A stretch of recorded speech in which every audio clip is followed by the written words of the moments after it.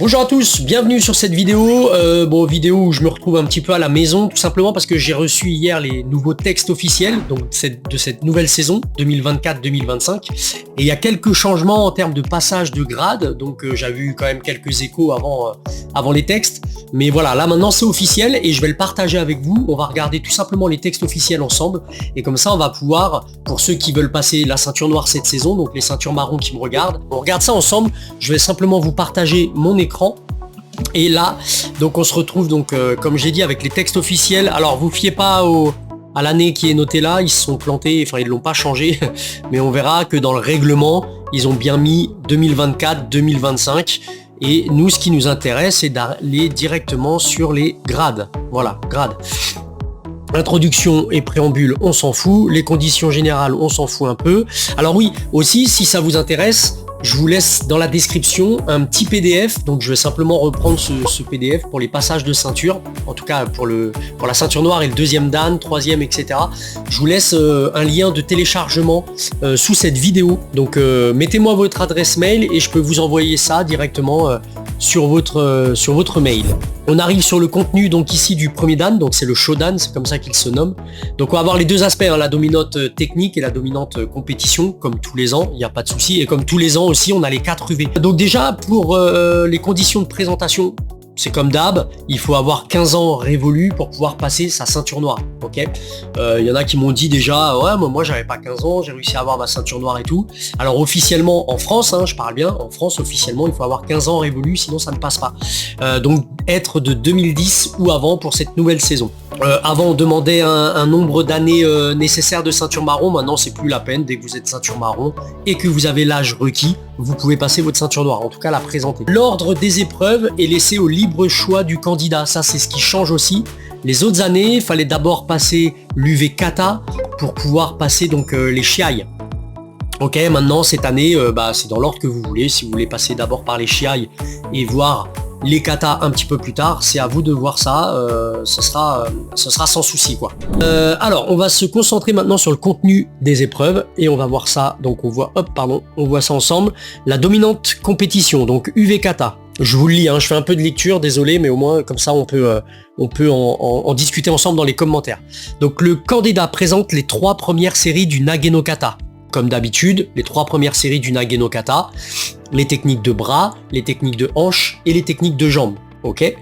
Dans le rôle de Tori.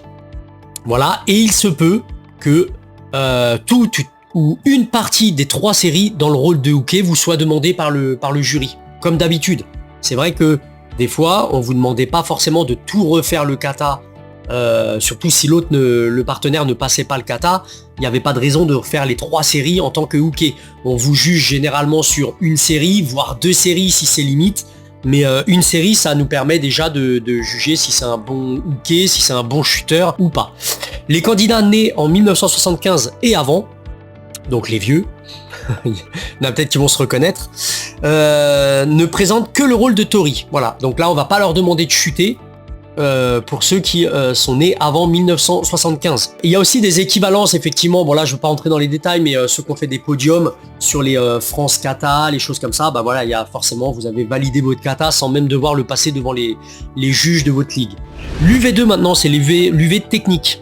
Donc ça a changé un petit peu, donc l'UV1 on est d'accord, ça n'a pas changé finalement. L'UV2 ça a changé tout simplement parce que on doit démontrer donc 12 techniques issues de l'annexe 1. Et on va revenir après sur l'annexe 1, je vous l'ai mis de côté. Je vais finir de lire déjà. Donc il y a 6 mouvements en Nagewaza, d'accord, et 4 mouvements en Newaza au sol. D'accord, donc 6 mouvements de projection et 4 mouvements au sol. Et c'est le jury qui choisit les mouvements que vous allez présenter. C'est à eux de décider. Vous n'aurez plus de temps de réflexion, maintenant il faudra simplement faire la technique, connaître la technique qu'on va vous demander. 2 techniques de défense au choix du candidat.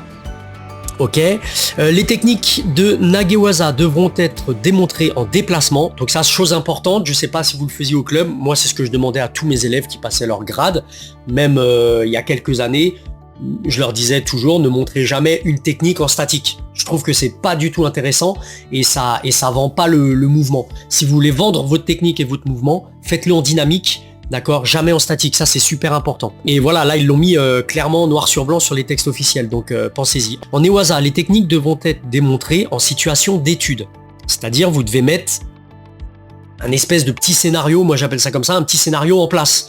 Voilà, si on vous demande de faire Jujigatame, la clé en croix, ne partit pas avec Uke qui est déjà sur le dos avec le bras tendu qui attend qu'une seule chose, c'est de se prendre la clé. Non, mettez une situation d'étude en place et c'est beaucoup plus intéressant et même pour vous à travailler c'est plus sympa que de partir sur un mouvement d'école assez basique quoi qu'on pourrait faire au club. Donc ça c'était déjà le cas hein, pour moi aussi pour ma part, mais certains candidats le faisaient pas forcément et là ils l'ont mis noir sur blanc donc ça c'est important pour que vous puissiez décrocher donc votre UV2. Donc là, ça me permet de rebondir sur, hop, tout de suite, les annexes.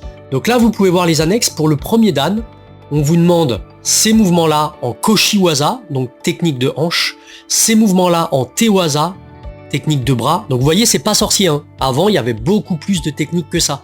Bien sûr, vous aviez un temps de réflexion, etc. Là, il n'y aura plus le temps de réflexion. Il faut connaître toutes ces techniques-là sur le bout des doigts.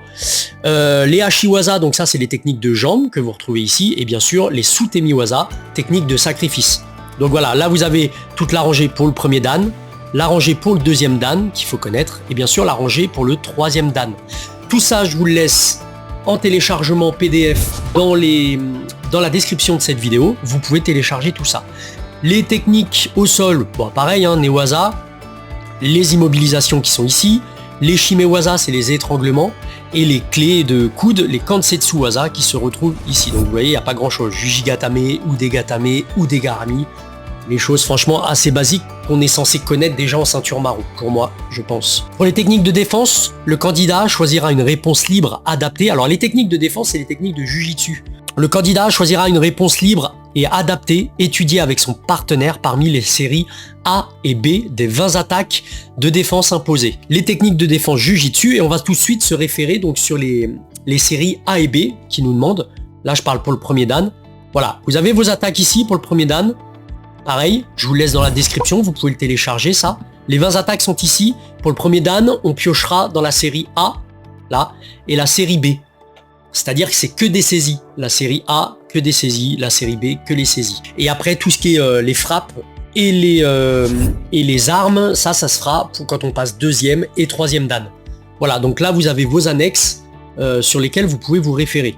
Hop, on va retourner rapidement sur notre descriptif. Donc UV3, efficacité. Donc ça, c'est les shiai, d'accord? Donc le candidat devra justifier soit en shiai ou en relation grade championnat, ça c'est à voir avec les championnats de ligue, de 5 victoires consécutives par Ippon ou Wazari. Donc c'est-à-dire que si vous présentez sur votre shiai, vous avez 5 combats obligatoires à faire. Si vous gagnez les 5, vous décrochez votre UV3 directement. D'accord? Ça c'est bon à savoir. Donc c'est 44 points en une compétition au minimum. Ou alors, si c'est pas le cas, vous gagnez 2 combats sur les 5, et ben vous représenterez sur différents shiai et à chaque fois vous marquez donc 10 points dès que vous marquez votre Ippon, 7 points dès que vous marquez Wazari, et là il faudra aller jusqu'à 100 points pour pouvoir valider donc l'UV3, l'UV efficacité. Ok? Donc ça n'a pas changé. 100 points pour pouvoir obtenir sa ceinture noire, 100 points en plusieurs compétitions de shiai. Si vous gagnez tout sur un shiai, c'est validé pour vous, vous avez plus à vous soucier de l'UV3. L'UV4, l'engagement personnel dans le développement du judo et du jiu-jitsu. Donc là, le candidat devra participer à un stage de commissaire sportif d'une demi-journée. Ok, donc ça c'est organisé par la ligue. Je vous conseille de vous rapprocher de votre ligue ou alors simplement de votre professeur parce que c'est lui qui va faire la relation entre la ligue et c'est lui surtout qui va vous inscrire sur les différents événements.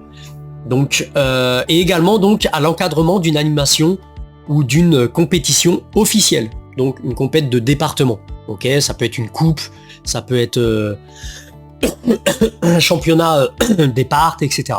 Donc ça se déroule sur 2 demi-journées, voilà, c'est bien renoté ici, il y a une demi-journée de stage, une demi-journée de pratique. Et bien sûr, pour le premier dan, c'est en tant que commissaire sportif. Premier dan, commissaire sportif, c'est derrière les tables. Donc vous apprenez à gérer un tableau avec double repêchage, etc. Maintenant, on va partir sur une dominante technique. Voilà, vous n'avez pas envie de vous embêter à partir en shiai, à aller chercher 100 points à marquer, etc. Eh ben, je vous conseille de partir sur la dominante technique. UV1 kata, le candidat présente en entier dans le rôle de Tori, le Nage no Kata. Ok, tout à l'heure on était sur les 3 premières séries. Là c'est en entier, donc on va rajouter les 2 séries de Sutemi Waza.